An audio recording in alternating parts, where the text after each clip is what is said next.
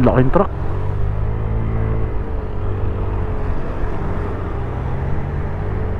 Oh, grabe. San Miguel Beer, baka naman.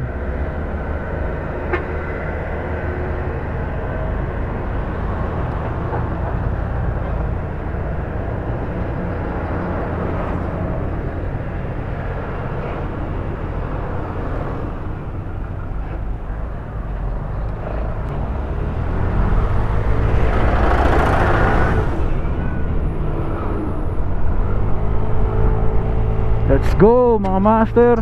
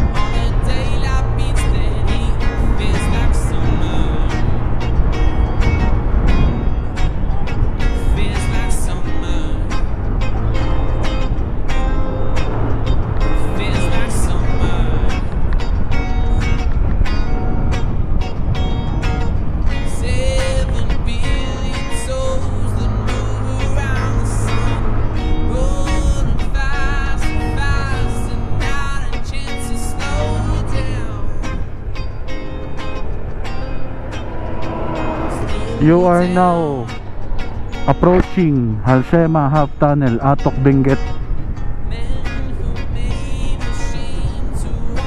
Ito yung ano, bato, laki. Clearance 380m. Welcome to Half Tunnel Halsema mga master.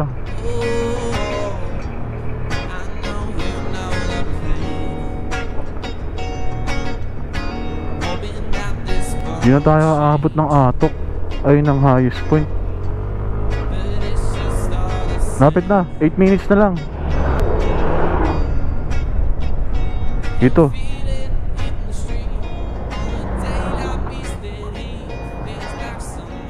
highest cozy. Salamat. Sakura Park. Yun mga master, pakit na po tayo ng Mount Olis. At hindi tayo umabot ng second highest point. Napakalapit pa lang pala na ito mga master. Kung unlike dun sa Timbak na napakatarik at medyo may kalayuan dito sa ano. Ang landmark natin is yung highest point. Yung second highest point is malapit lang sa dun. First time lang namin dito sa Mount Olis. Kaya titignan natin kung gaano kaganda tong bundok dito, ang tanawin. Ayun, no? Kung ikukumpara ko siya sa mga napuntahan ko, para siyang yung daanan niya dito, para siyang Lake Tabeo. Ayun, no? 6 minutes mga master, malapit na. Ganda, patag, hindi siya ganun katarik. Napaka-friendly, madaling puntahan. Yun, Mount Olis dito daw. Ang daming ano dito. Taniman ng ano, yung may bubong. Ano kaya yun?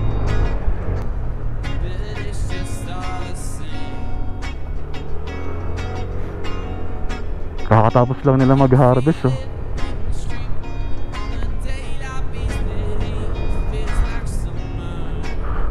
Puro vegetable terraces dito mga master. Saan tayo? Sakura Park High Place, Mount Olis, this way. Padaanin muna natin. Kaya naman.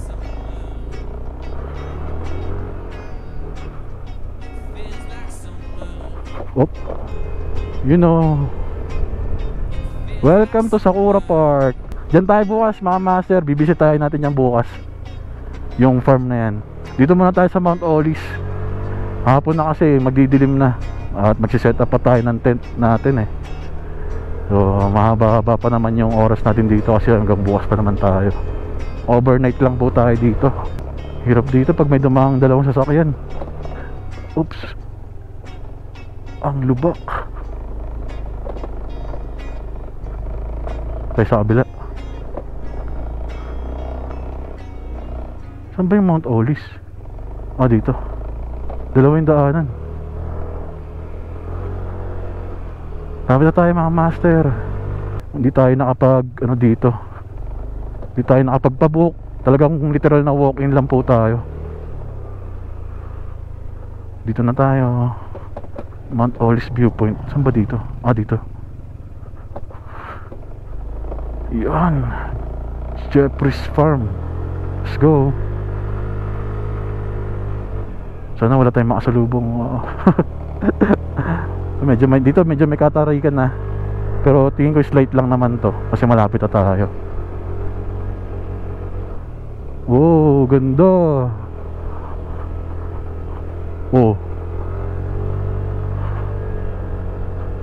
Kakatapos lang nila mag-harvest mga master ng repolyo. Yun, welcome daw sa Mount Olis. Touchdown mga master, dito na po tayo. Yun, North na, 4:22. Good afternoon po. Walang tao. Doon tayo sa unahan.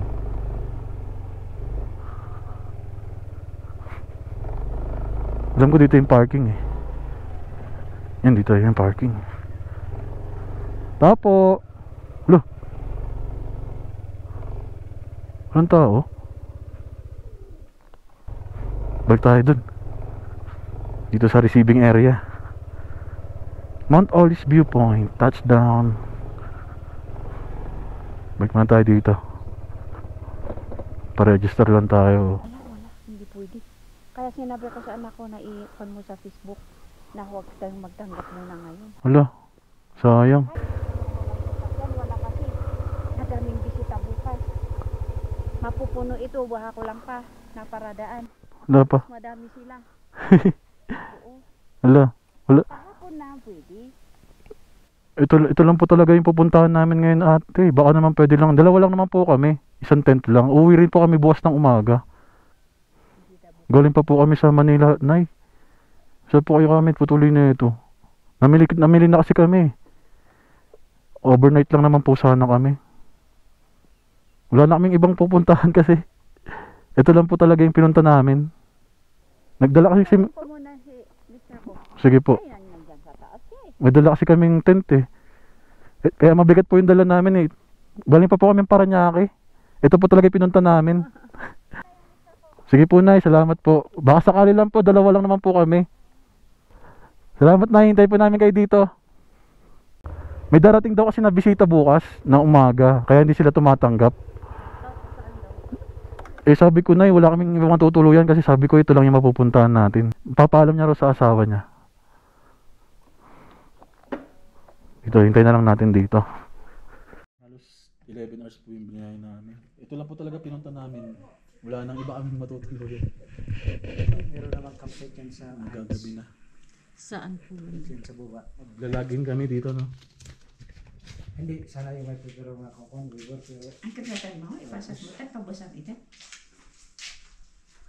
yan lang ang Pabasan konting Yun mga master. So pinayagan, awa ng Diyos, pinayagan naman po tayo. Wala na ako ng pag-asa eh. Pero dito tayo pinag-tent. Medyo malayo dun sa peak.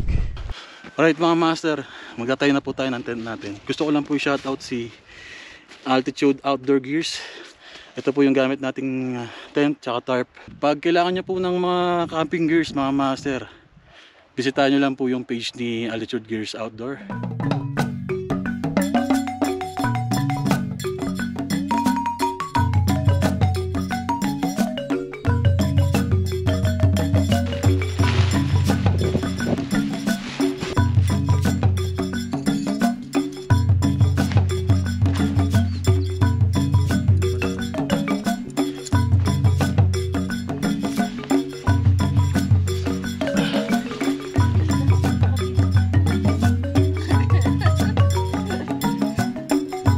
Ganda ng view. Yung sunset dito mga master. Yan yung sunset at yung sunrise dito. Nandito po ang Mount Pulag. Diba? Ayun yung palatandaan nila. Yung Mount Pulag.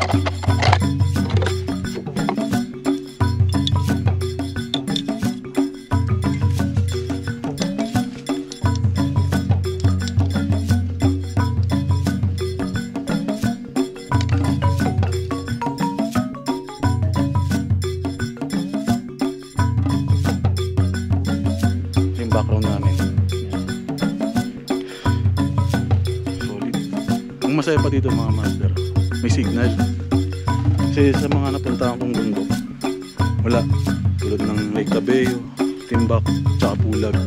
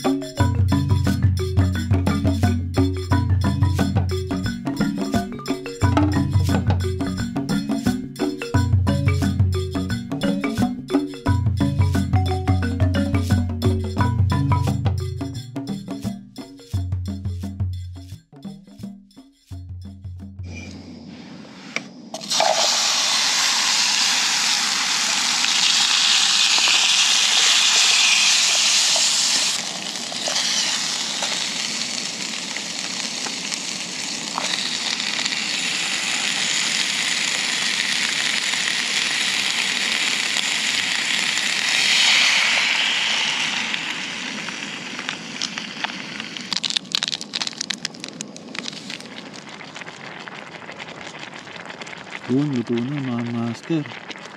Kain na. So, ito po yung temperature natin ngayon as of 8:50 PM. Yan. 11 degrees Celsius. Possible na bumaba pa to kasi gabi pa lang. Mga alas 12 hanggang madaling araw. Possible na bumaba pa siya. Huwag naman sana kasi baka di namin kayanin. Itong tilapia na to galing to sa ano eh, Ambuklaw Dam. Ambuklaw Dam. Di pa ako napunta doon, pupunta akong dito rin sa Benguet eh. Yung mga tilapia din.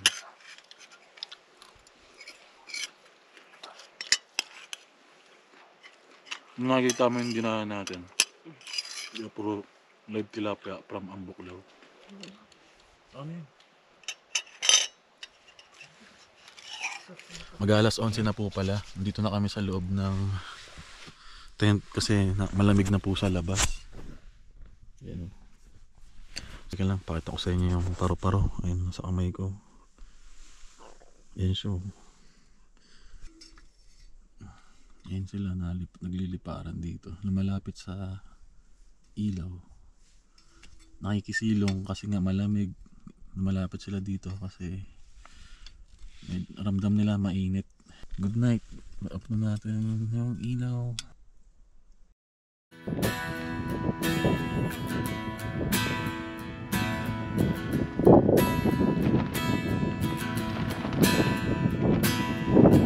We watch the season pull up its own stage.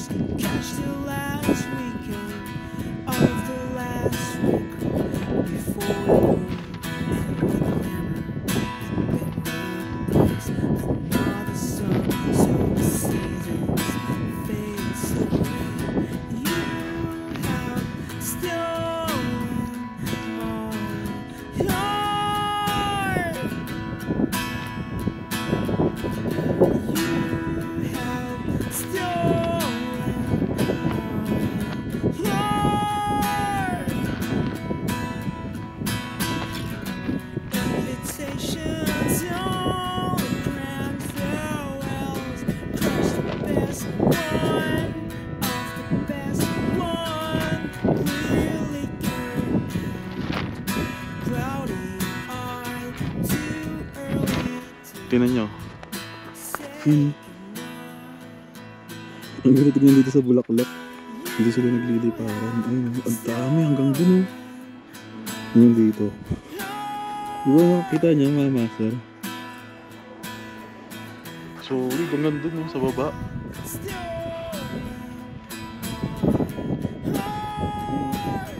May mga bisita po nila dito ngayon is mga taga Department of Tourism. Kung makikita nyo po, second batch na to ng grupo po nila. Kaninang umaga po ng alas 5 nagdatingan na po sila. Sila na po mismo ang bumisita dito para makita sa personal ang ganda ng Mount Olis. Ito po yung mountain peak.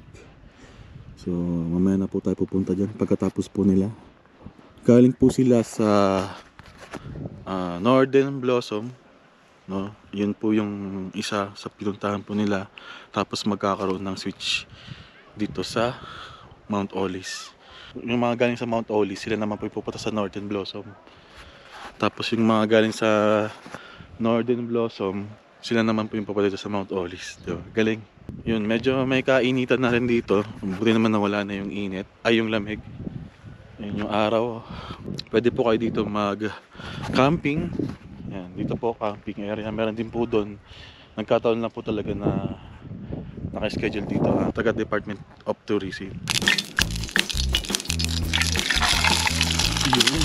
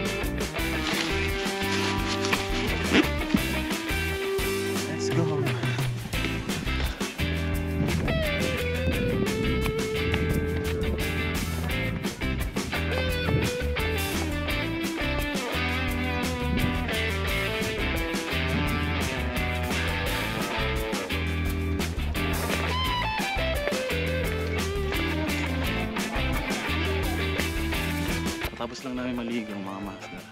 Bago tayo mag-take off, akit po muna tayo dito. Mula kahapon hanggang umaga. Ngayon lang tayo makakapasyal dito.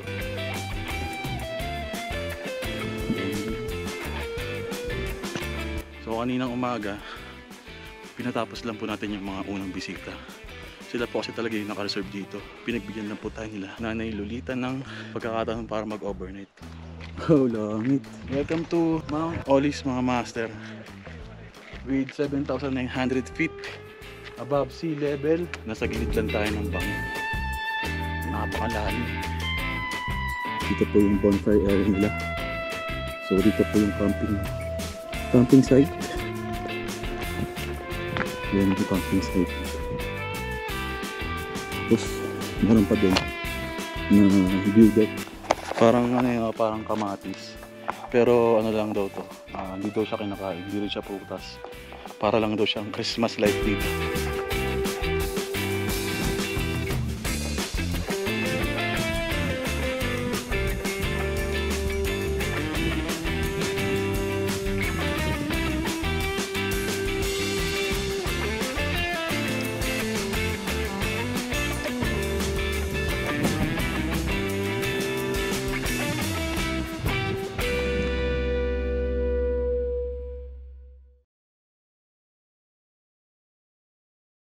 Kasama po natin si Sir Hector.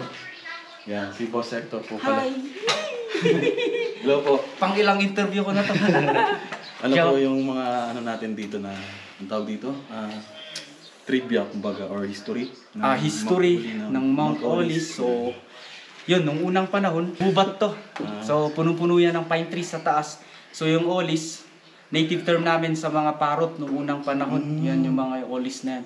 So, parot pala dito. dito sila naninirahan. Kahit malamig na. Oh, kahit malamig. So yun ang nakaka-interesting dito kasi noon pag nagkakatay daw yung mga ninuno namin, may diba, yung buong baboy kakatay. Pag may sobra, sinasabit sa mga puno. Yun, nakikikain yung mga yan, yung mga parot niya. Ano yung mga kulay o iba't ibang Yung lahi? kulay green na maliit lang siya talaga. Ay, parang inaalagaan na. Parang normal. Parang ginagawang pet na. Oo, parang pet. ganun. Pero meron pa rin hanggang ngayon. May tig-isa daw silang nakikita, pero parang buti na lang. dyan sa kakahuyan dyan. Oo. Pero may kasi mayroon ding taga Mountain Province. Same kami. Olis din yung tawag nila doon. So ibig sabihin meron pa rin talaga sa Mountain Province. May mga ganong ibon din. Kaya naging olis. Tsaka ito yung history nito nung World War II, dyan sa taas, vintage point yan ng mga Hapon.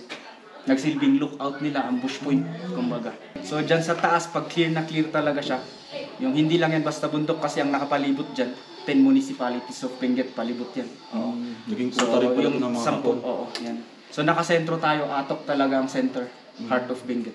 The highest portion of Benguet. So ito Mount Olis, ito ang highest peak ng Barangay Paway. Okay, yun po yung... So yung eksakto na elevation yan, tinanggal ko lang kasi yung butal. Pero okay. pagkukunin yan sa satellite, 7,956 feet above sea level. Halos magsing height lang sila nung new highest point dun sa Tinok. So, pag nakita mo sa umaga, kita mo dito rin yung highest peak ng Atok, yung Mount Timba. So plus 1,000 yun. 7,900 tayo dito. Plus 1,000 yun, 8,900 and then Pulag sa side na to, 9,500. Okay. Yan.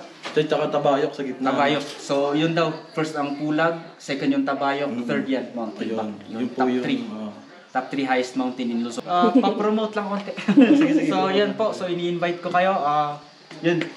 So like, tag, follow yung Mount Olis Viewpoint sa Facebook page. So ito yung pinakapangalan, Mount Olis Viewpoint. Viewpoint. Mount Olis Viewpoint sa Facebook. Okay. O nga pala mga master, pag gusto niyo pong mag-camp dito, Ayaw pala. kailangan Mag-booking tayo Yung pag booking. camping. Oo. Ano lang, kukunin ko lang yung pag-booking, kunin ko lang yung complete name, send nyo lang yung kung ilang packs kayo, tsaka yung exact date na pupunta kayo. reservation, Tapos no? pag marami kayo, reservation fee tayo na half price. Kasi yun, para siguradong pupunta kayo. Non-refundable yun. Oo. Yun. Tapos ang walk-in, pag Kasi yun yung masakit sa akin na ang dami nagpabook no tapos walang sumipot. Sayang, tinanggap na lang sana namin yung mga walk-in na gusto mag-camping. Okay. Yun. So booking tayo. So sa mga walk-in, anong... Sa mga walk-in, usap na lang tayo. message Kung na lang din. papayagan kayo. Kumbaga on that day, message na lang kayo. Pag tulad ng nangyari sa amin mga master, ito yung sample na nangyari. Biglaan lang kami, walk-in. So dapat talaga kailangan nyo magpa-reserve katulad ng nangyari kanina ngayong araw. Is merong Department of Tourism. Nakachamba na, naka-reserve lahat Naka-reserve to tong sa parking department. namin. Naka-reserve to sa Department of Tourism. Nagkataon lang na dumating din kami. Oo. So buti motor yung dala nila at least. Remedyo. Kahit pa paano Inayagan. tinanggap tayo Yan. para mapag-overnight at mapag-camping. Salamat sir. So yun, hingi lang ako ng Ay, sticker! Ito pala yung sticker na. So ito po yung sticker natin na galing kay Imprint Custom at Throttle Therapy. yung ano sana sir, yung isa sana. Kasi may ilalagay ko dun sa ano. Simulan mo. Ilalagay ko dun sa Maglalagay ka na ng sticker yung wool sa Oo, tama. Ganda yun. So ito isa lalagay ko sa kasama. Okay, sige. Sa studio ko ito. Oh, si Okay. Rector nga pala. Alright. Ano to, metalhead din. May banda, at saka ano siya. Music is life. Ano to, doon, instructor. Luthier din ako, instructor. Nagbabuy and sell ng guitars. Yun. Metalhead ng Tambay. Benguet. Ako yung tambay dito. Sige. Alright, salamat sa Rector.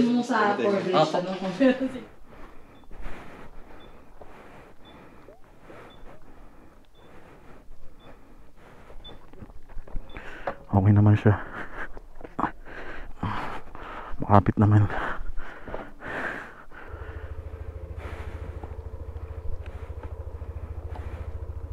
Okay ka na? Let's go.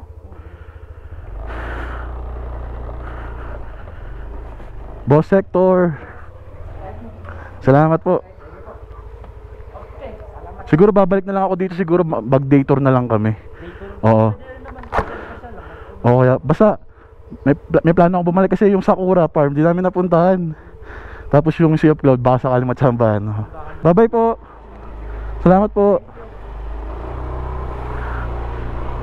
Yun ang ganda oh. Ayun yung mga repolyo.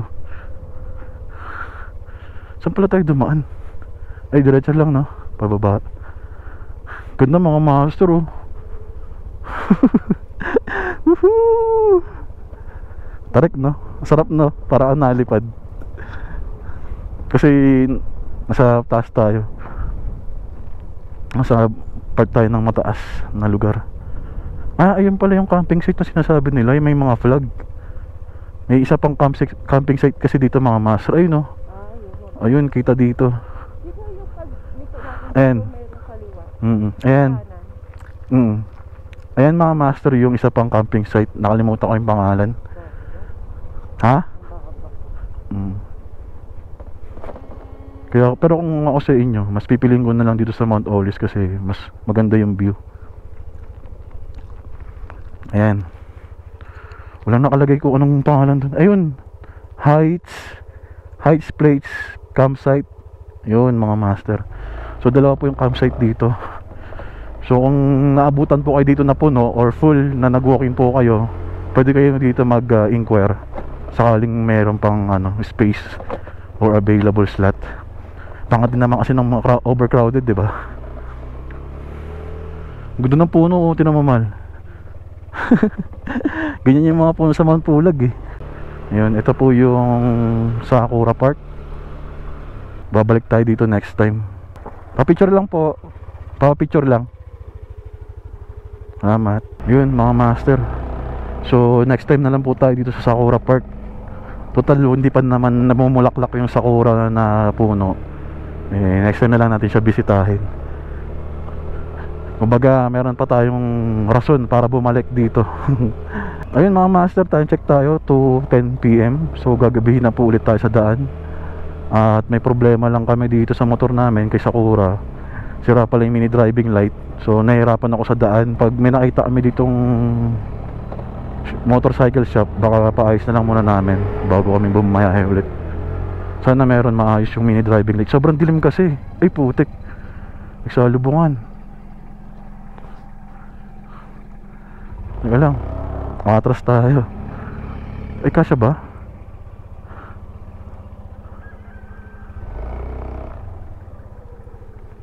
Atras tayo para makadaan.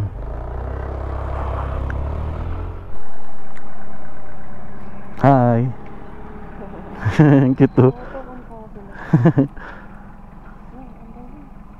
Sige po. Okay. Yun, nakadaan din. Let's go mga master. Ay, salamat po, salamat. Pinauna na tayo. Ayun mga master oh. So ito po yung view natin pauwi. I-enjoy na natin to. Napakalamig na. Grabe, mampas na yung pag. Anipis pa naman. Naka-aircon pa naman tayo ng imprint. Mampas yung yung hamog eh. Yung mga master, makikita nyo yan. Yung aircon dito, pakalat-kalat. Yung boss sector, yung aircon mo dito, pakipatay. Pakalat-kalat to. Pasensya na raw kayo sa nila, aircon. Kasi hindi nila nawawala daw yung remote. Ayun mga master. So siguro dito na po tatapusin yung vlog po natin. Hopefully nag-enjoy rin po kayo sa ating adventure sa camping with my OBR. You know, ganda. Whoa. Yung pala mga master, bago po natin tapusin yung vlog natin, gusto ko lang po i-shoutout si Imprint Custom, si Boss Gian. As always, maraming salamat po sa Altitude Outdoors Gear. Shoutout. At syempre kila Boss Jazz at Boss Tux para sa ating maintenance or pa rin para kay Sakura. Ayun mga master, malapit lang to sa sa first highest point ng Atok. So talagang friendly hike, friendly po talaga itong Mount Olis. Napakadali lang naman ang trekking, tsaka camping site na agad pagdating nyo dun. Konting akit lang, mga 5 to 10 minutes lang eh, doon na tayo sa campsite. May enjoy nyo naman kasi sobrang ganda po ng view. Talagang maswertihan lang talaga sa Sea of Cloud. Nagkataon lang na ayun, hindi tayo pinagbigyan. Ayun yung ano, atok oh. Ay yung first, ay sa likod pa pala. Tama, pero yan na yun. Yan sa likod niyan. Ayan yung mismong kanto na yan. Ayun yung ano mga master, second highest point, view deck. So hindi na po tayo makakapunta dyan. Direkta na po tayo pa uwi kasi alanganing oras na tayo. At mamamadali pa tayo dahil mahaba pa po yung biyahe natin. So yun lang mga master. So please don't forget to like, share, subscribe. Master Arnold signing out. Babay ka na rin. Babay daw. Yun oh. So ito na po yung main road. Yan. So yun mga master. Hopefully nag-enjoy po kayo. So please don't forget to like, share, and subscribe. Woohoo! Bye mga master. See you on the next one. Whoop whoop.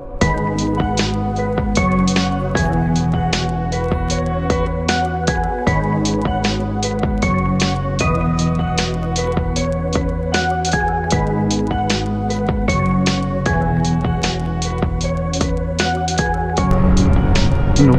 Taas oh.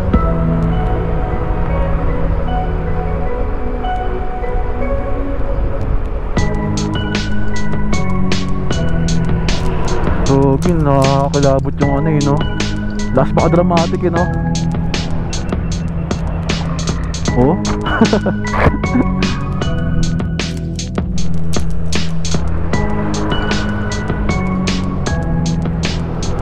Banggaan. Pakatindi mga master ng pag.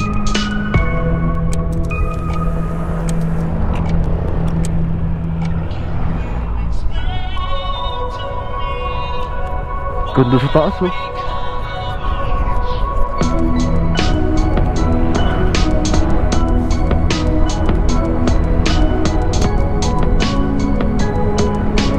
Woo! Sarap! Banting sa ulap. Atok Arabica.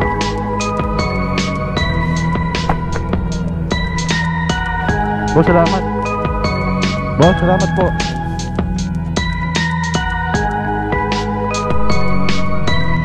Mga master, solid ng ambience dito paghapon dito sa Canyon Road.